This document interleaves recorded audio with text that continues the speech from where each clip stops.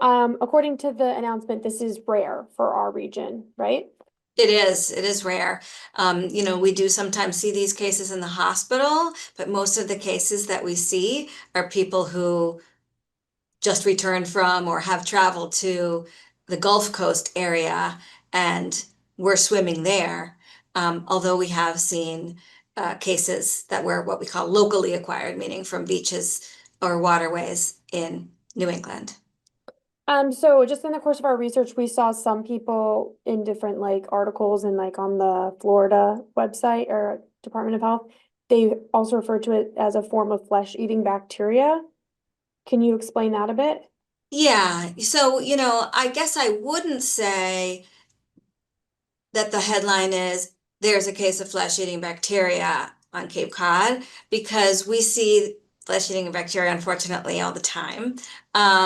That's not as rare, and that can be caused by a variety of different bacteria. It's most often strep, sometimes Clostridium, and then very rarely this. So the flesh-eating disease is the syndrome that this bacteria causes. What's striking about this, and the reason that it's a public health alert, is this particular bacteria is not typically seen in this area. And it's important for people who are at high risk to understand that the risk might actually be a little bit elevated right now.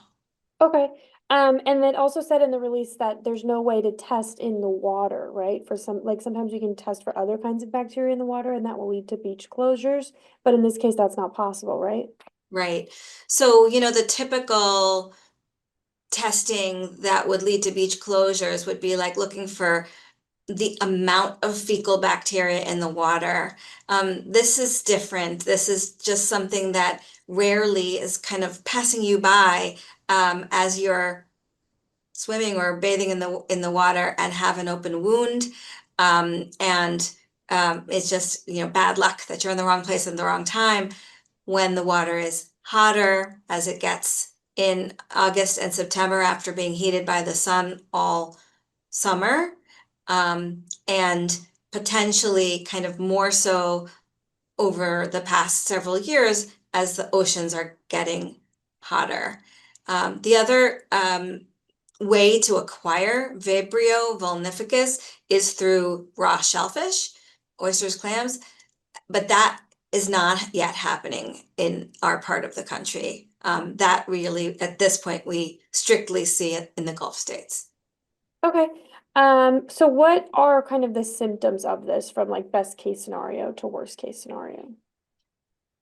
Yeah, so when you acquire Vibrio vulnificus infection as a wound infection through a wound, and by wound, I don't mean it has to be some big, giant, gaping hole in your skin. It can really actually just be a cut or a scrape, or this release mentioned a fresh tattoo can be thought of as a wound. So anything that's really disrupting the natural skin barrier.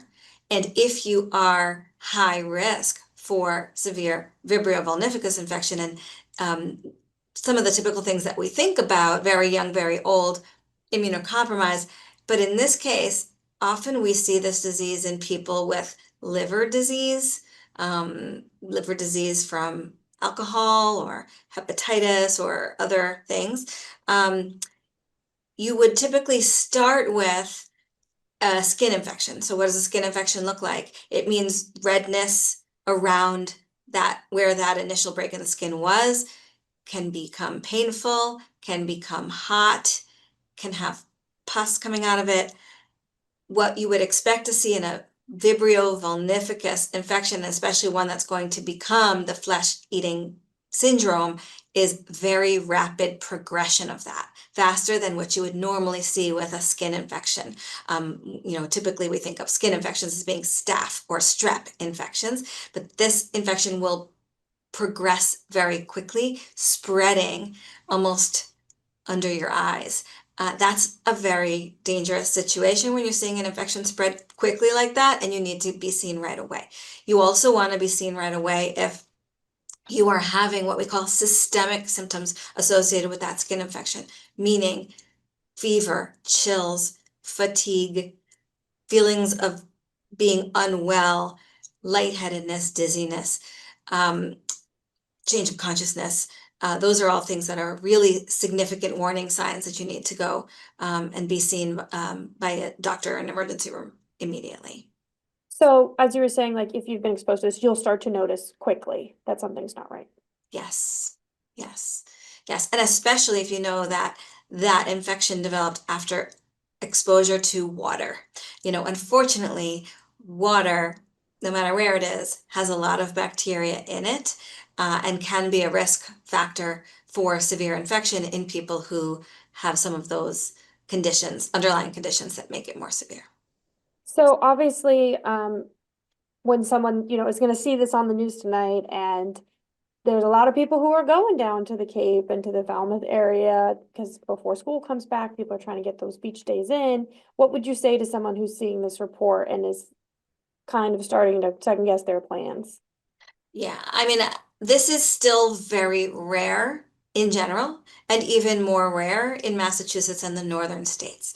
And when we see it, we typically just see one case, even though there are plenty of people who are going into the water who have cuts and scrapes, and even though there are plenty of people who are going into the water who have some of those risk factors for severe disease. So the likelihood is that we're not going to see another case. That being said, if you are someone who has these risk factors that are in the release, and you are someone who's got an open wound, particularly one that is bigger than a cut or a scrape, but even one that's a cut or a scrape, if you have some of those significant medical factors, you might want to avoid the water at this time. We tend to see this infection come not so much from bathing in ocean water or swimming in ocean water, but brackish water. So places where kind of river and salt water mix, where there's not as much movement as we see in the wavy oceans, and where the water is able to get warmer. Great. And then I almost forgot one of the most important questions, which is what is the treatment for this? Yeah, so if you catch it early enough, you can treat it with antibiotics and then what we call supportive care, meaning if your blood pressure is low because you have sepsis, then we can support your blood pressure. If you need life support, like a ventilator, we can do that because often these infections do lead to sepsis and very, very significant disease. So you do have to catch these things early in order to get ahead of the cascade of events that happens within the body when sepsis takes hold. And we use antibiotics that are known to work against this particular pathogen. And then, sorry, just again to kind of catastrophize a little bit, unfortunately. One of the releases that we saw was saying that if it develops into that rapid spreading that you were talking about, like the under your eyes, that the survival rate is not great. Is that correct? That's right. That's right. Yeah, so that's why I said you really have to catch it early, because once it reaches a certain point, it is often a fatal condition.